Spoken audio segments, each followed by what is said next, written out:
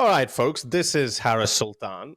We've all heard the talking points from politicians and the mainstream media that the far right is the biggest threat we face, more dangerous even than Islamist extremism.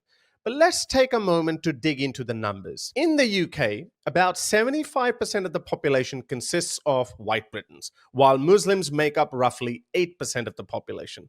If the far right were as widespread and dangerous as portrayed by the media and our politicians, it would stand to reason that the vast majority of extremists should be far right, yeah? With a proportionate number of Islamist extremists relative to the smaller Muslim population. But that's not what the data actually tells us. I'll dig more into it, but are you looking at my hair and wondering how does he have such a thick set of hair at nearly 41? Are you feeling self-conscious about thinning hair? Do you often wonder if maybe you could feel better and achieve more in life if your hairline wasn't receding? Watching your hairline recede can be tough, but it doesn't have to be a losing battle. These anti-hair loss gummies for men are designed to fight back. Packed with natural DHT blockers like beta-sitosterol, they target the hormone responsible for male pattern hair loss, helping you keep the hair you have and even encourage regrowth. With added biotin, keratin, and collagen, these gummies don't just stop hair loss, they nourish and strengthen your hair from the inside out, promoting thickness, shine, and vitality. Plus, they are easy to take and taste great, making hair care a part of your daily routine you can actually enjoy. If you're tired of seeing more hair in the sink than on your head, give yourself the boost you deserve. Regain your confidence and start your journey to fuller, stronger hair today. I'll include the link in the description below that will take you to your local Amazon store where your purchase is 100% safe and hassle-free. With Amazon's trusted checkout, easy returns, and fast delivery, the only thing you'll have to worry about is which hairstyle to rock next. Time to live that confident life, starting with a great head of hair. Now, let's see what's happening in the UK with Islamists. So, Ken McCallum, MI5's Director General, recently shared an update that paints a different picture. Since 2017, MI5 and the police have disrupted 43 late-stage terrorist plots, meaning these people had almost pulled off a terrorist attack in Great Britain. Around 75% of those have been related to Islamist extremism, while only 25% involved far-right terrorism. These figures challenge the prevailing narrative, showing that despite the size difference between the groups, Islamist extremists are overrepresented in the plots that have been foiled. And they are not slightly overrepresented. Relative to their population size, they're almost 9 times overrepresented, whereas white Britons are underrepresented by a factor of 3. Have a listen to Ken McCallum himself.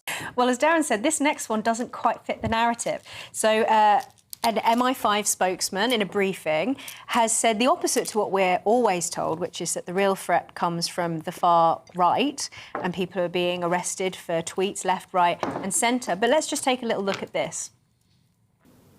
The headline split of our counter-terrorist work remains roughly 75% Islamist extremist, 25% extreme right-wing terrorism.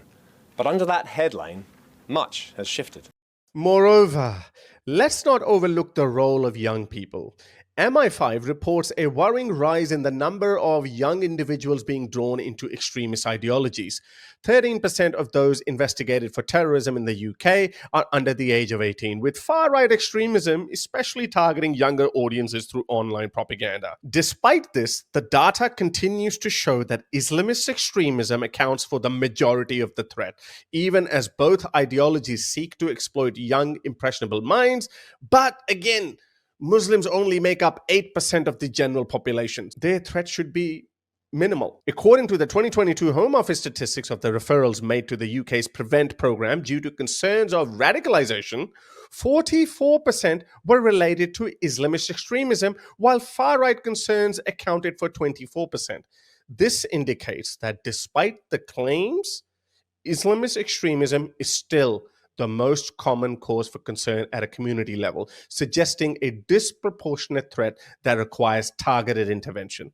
We need to be honest about the threats we face. Far-right extremism is certainly a danger and must be tackled, but the data consistently shows that Islamist extremism poses a significant ongoing threat.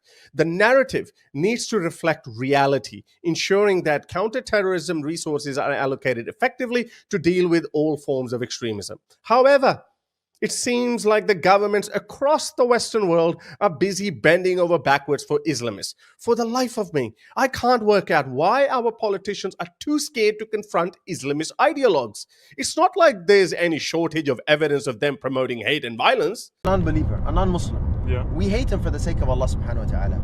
The reason being is because he's upon kufr. Quran forbids friendship between Muslims and non-Muslims based on the verse in the Quran that do not take Jews and Christians as awliya. Allah prohibited us from taking the Jews and the Christians as close allies. Me supporting a kafir against another Muslim, it's haram. No doubt, it's haram. It's an evil deed, it's an evil sin. Do not take the Jews and the Christians as allies. They are in fact allies of one another.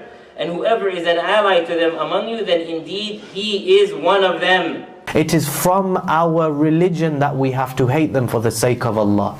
Al-adawa, enmity and hatred, meaning we're enemies. Let's not beat around the bush. We don't love each other. We're not on the same page. We are not friends. Does that make sense? We are enemies. The kuffar. We hate the kuffar for the sake of Allah. Because why? Because they disbelieve in Allah. Loving the Muslims and hating the non-Muslims.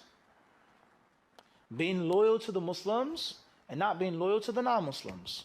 To keep fighting the Christians and Jews until they give jizya. So it's compelling them to give jizya. This shows you clearly that it's about forcing people to become Muslim. If you ally with the disbelievers in any wajh min al-awjuh, any way, shape or form, if you ally with the disbelievers, you're a disbeliever. You're a disbeliever because you're allying yourself with a disbelieving nation who believe in kufr and shirk. The disbelievers who are a'da, the enemy is disbelievers. There is so much evidence for governments to use against these hate mongers. These so-called influencers, who are basically Islamist propagandists, are radical extremist making factories. This is definitely unsustainable for any society. They are ripping the very fabric of Western society that keeps us glued together. They do not share Western values and only hope that one day this will all fall to Islam. You, as a citizen of Great Britain, must fight and stand up for your culture and values, or else be prepared to lose your neighborhoods one by one to hostile cultures. So I hope you liked today's video. Like, share, and subscribe to the channel. You can also support the channel by becoming a patron on patreon.com/Harris Sultan, or you can buy me a coffee at buymeacoffee.com/Harris Sultan, or you can look into getting that hair supplement. Until next time, ta-da. If you'd like to support my work, you can become my patron by going to patreon.com/Harris Sultan, or you can simply buy me a coffee.